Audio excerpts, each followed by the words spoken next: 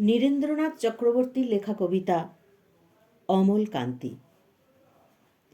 অমলকান্তি আমার বন্ধু। স্কুলে আমরা একসঙ্গে পড়তাম। রোজ দেরি করে ক্লাসে আসতো, পড়া পারত না। শব্দরূপ জিজ্ঞেস করলে এমন অবাক হয়ে জানলার দিকে তাকিয়ে থাকতো যে দেখে ভারী কষ্ট হতো আমাদের। আমরা কেউ মাস্টার হতে চেয়েছিলাম, কেউ ডাক্তার, কেউ উকিল।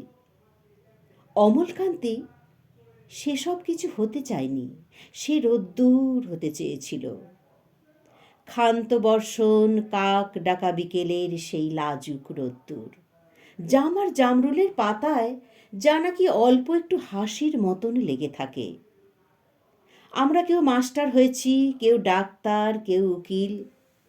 অমলকান্তি রোদ্দুর হতে পারেনি।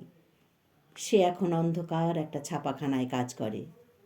মাঝে মাঝে আমার সঙ্গে দেখা করতে আসে, চা খায়, এটা ওটা গল্প করে, তারপর বলে, উঠি তাহলে।